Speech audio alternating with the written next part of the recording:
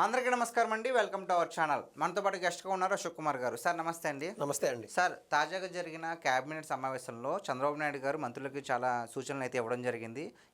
ఏడాది కాలం అధికారం అయితే పూర్తయింది. సో బాగానే చేశారు, ఇంకా బాగా కష్టపడాలి, ప్రజలకు మంచి పనులు చేయాలని సూచించారు. దాంతో పాటుగా ఇంకొక విషయం ఏంటంటే, ఒక మంత్రి చంద్రబాబు నాయుడు గారిని ఒక క్వశ్చన్ అయితే అడిగారు. జగన్ ఇన్ని తప్పులు చేసినా కూడా మనం అధికారంలో ఉండి కూడా ఇప్పుడు దాకా అతను ఎందుకు యాక్షన్ తీసుకోలేదు అంటే ఒక ఆన్సర్ అయితే ఇచ్చారు. మరి ఆ ఆన్సర్ ఏంటి, దానికి మీరు ఇచ్చే విశ్లేషణ ఏంటి అసలు? ఆయన ఏమైనా ఆన్సర్ ఇచ్చాడంటే, అంటే అక్కడ అడిగినటువంటి మంత్రి, సార్ జగన్మోహన్ రెడ్డి గారి పైన పాత కేసులు ఉన్నాయి, దాంతోపాటు ఆ పాతవి కాక గతంలో మన టీడీపీ క్యాడర్ని, అంటే ముఖ్యంగా జనసేన కూటమి పార్టీలకు సంబంధించి పక్కన పెడితే టీడీపీ వారిని అనేక రకాలుగా హింసించారు. అక్కడ మనం చూస్తే చంద్రయ్యని గొంతుకో చంపడము, అనేక చోట్ల అంతెందుకు బద్వేలు ప్రొద్దుటూరుకు సంబంధించిన వ్యక్తి తిరుమలకు పోయి అక్కడక్కడ తలపైన గొడ్డలతో నరికి చెప్పిన దాఖలాలు ఎన్ని ఉన్నాయి. అనేక రకాలుగా జగన్మోహన్ రెడ్డి గారు గతంలో విధ్వంసం చేయడం జరిగింది, దాడులకు పాల్పడడం జరిగింది. మొత్తం కర్తాకర్మ క్రియ ఎవరన్నా ఉన్నారంటే ఆడ తాడేపల్లిలో కూర్చొని రిమోట్ సిస్టంతో ఆడిపించినటువంటి జగన్మోహన్ రెడ్డి.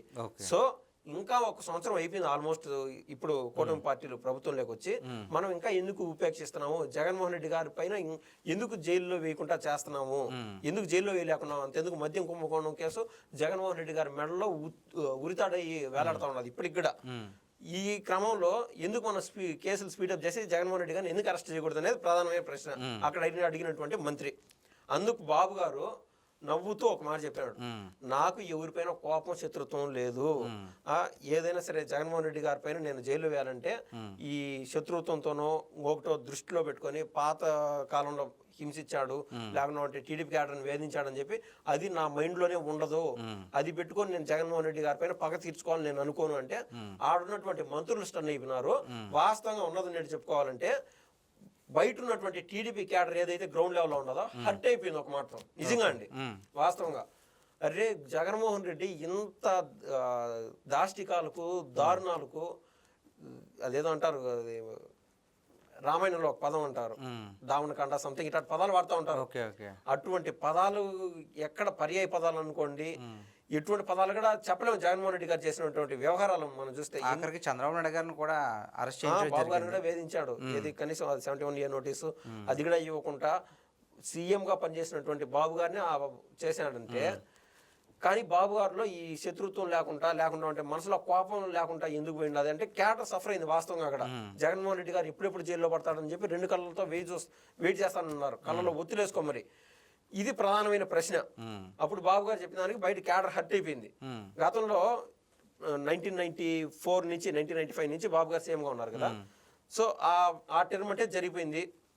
ఇది రామారావు గారి తర్వాత బాబు గారు పార్టీలో సీఎం అవడం ఇవన్నీ జరిగినాయి. తర్వాత మళ్ళీ సీఎం అయింది అంటే బాబు గారికి ఎవరు శత్రువులు లేరు.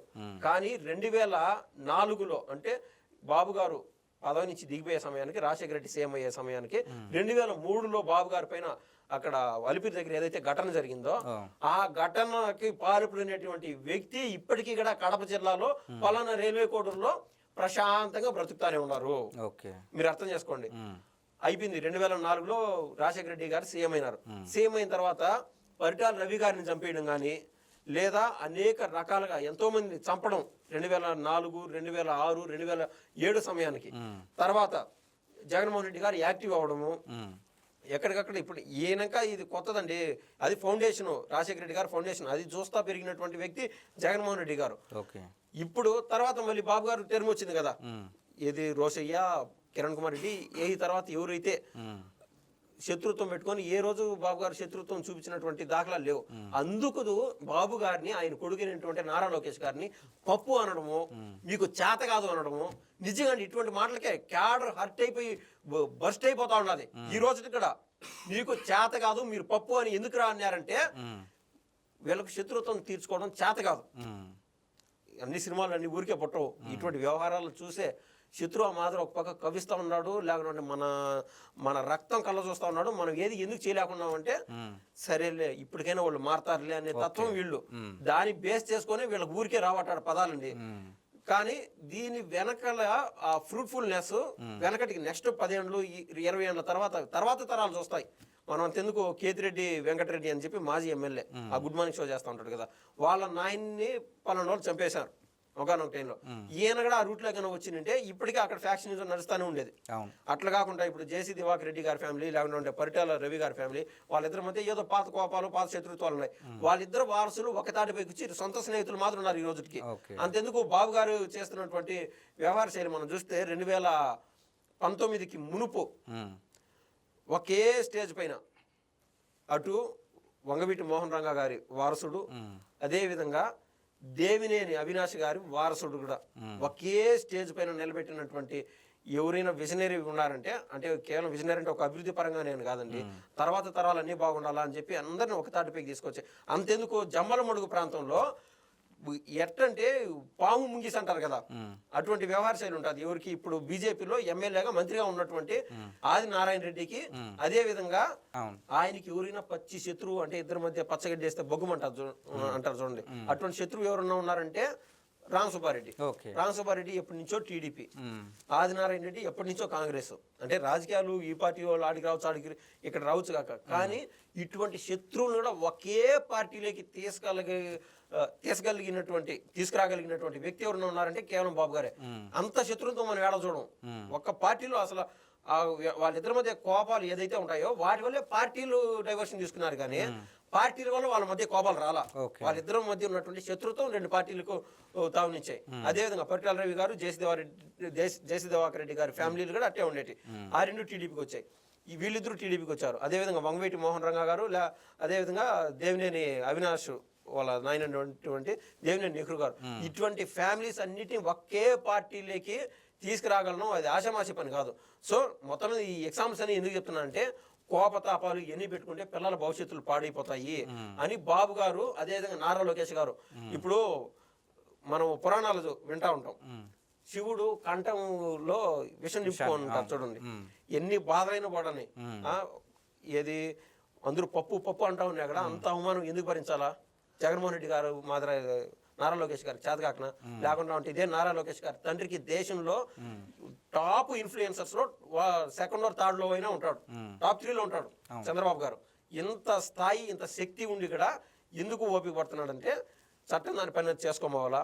జగన్మోహన్ రెడ్డి గారు అతి త్వరలోనే పూర్తి సాక్ష్యాధారాలతో కటకటాలకు పోయే ఛాన్స్ ఉన్నది, ఓపిక పట్టండి అని చెప్పి చిరునవ్వుతో బాబు గారు అంటూ సైలెంట్ చేయడం జరిగింది. అంటే మరి కొంతమంది వైసీపీ నాయకులు మొన్నటిదాకా అన్న మాటలు ఏంటంటే, అధికారంలోకి వచ్చాక కక్షపూరిత రాజకీయాలు చేస్తున్నారు, కావాలని అరెస్టులు చేస్తున్నారు అంటున్నారు. ఒకవైపు బాబు గారు నేను కక్షపూరిత రాజకీయం చేయాలనుకుంటే ఈపాటికే జగన్ వేసే ఛాన్స్ నాకుంది. వాస్తవం అండి. నేను అంటది ఏంటంటే, అక్కడ రెండు దాంట్లో ఒకటి ఏంటంటే, ప్రధానంగా నెక్స్ట్ ఏమి జరగబోతుందో అని భయము బెరుకుతో వీళ్ళు ఏం చేస్తున్నారంటే, వైసీపీ వారు ఈ సెకండ్ గ్రేడ్ లీడర్స్ ఎవరైతే ఉంటారో, ఈ యొక్క అమ్మటి రాంబాబు, మాజీ మంత్రి అయినటువంటి విడదల రజని, ఇటువంటి వాళ్ళని పురమాయించి అయిపోయింది, దారుణాలు చేసేస్తున్నారు, రెడ్ బుక్, రాజ్యాంగం, ఏదేదో ఇటువంటి పదాలు వాడేయడం. అంటే నెక్స్ట్ వీళ్ళు ఏదైనా స్టెప్ తీసుకొని పలానా వాళ్ళు అరెస్ట్ చేయాలంటే, ఒరే నాయన ఇప్పటికే మనం చెడ్డ పేరు తెచ్చుకున్నాము, వాళ్ళు ఏందో వైసీపీ వాళ్ళు సోషల్ మీడియాలోనూ, అదేవిధంగా సాక్షిలోను, మెయిన్ స్ట్రీమ్ మీడియాలోనూ చొచ్చుకుపోతున్నారు. ఈ అక్రమ కేసులో ఏదైనా కేసు పడితే దానికి పర్యాయ పదం అనుకోండి, లేకుంటే అదేదో పదం అంటారు, అతికిచ్చి కేసుకే అక్రమ కేసు. అంటే వాడుక భాషలో కేసు అనే దాన్ని అక్రమ కేసుగా వాడేశారు, అలవాటు చేసేసారు జనానికి కూడా. ఆ విధంగా ప్రతి కేసును అక్రమ కేసుగా మార్చేశారు వీళ్ళు, ఎవరు వైసీపీ వారు. సో ఎవరైనా అరెస్ట్ చేస్తారని భయం పెరుగుతా, ఈ భయం ఎక్కువైపోయి వైసీపీ వాళ్ళు ఏం చేస్తున్నారంటే, ఇప్పటికే దాడులు ఇవన్నీ ఎక్కువైపోయినాయని చెప్తున్నారు. మీకు భయం లేదు కదా, మీరు తప్పులు చేయలే కదా, మీరు కోర్టులపై మీకు నమ్మకం ఉన్నది కదా, అదేదన్నా ఉంటే బాబు గారు చెప్పినట్లే, ఏదైతే బాబు గారు మాకు శత్రుత్వం లేదు, మేము ఎవరిపైన కోపాలు ఇవన్నీ తీసుకోము, లేకుండా వ్యవస్థను వాడుకోని వాళ్ళని జైల్లో వేయమని బాబు గారు ఏదైతే ఈయన పార్టీకి ఒక లైన్లో ఉన్నాడో, మీరు కూడా మీకు కోర్టులపై నమ్మకం ఉన్నది కదా, బాబు గారు మీ పైన శత్రువుతో మీ వద్దకు రారు, 1 నెల రాడు, 2 నెలలు రారు, 3 నెలలు, 4 నెలలు, సంవత్సరం కూడా రారు. మీరు తప్పు చేయకుండా ఉంటే, తప్పు చేసిన రోజు మీరు మీ బాధలు, మీ కథ ఏందో కోర్టులో చెప్పుకోవాలా. ఆ రోజు ఆ కోర్టులో చెప్పుకొని మీరు బయటికి రాండి, కల్మషం లేని వ్యక్తులు మాత్రం కడిగిన ముత్యం వల్ల ఆ రోజు రాండి. అప్పుడు దాకా ఈ లోపు ప్రేలాపాలు అనవసరం నేను చెప్పేది. ఓకే, థ్యాంక్స్ అండి, ధన్యవాదాలు.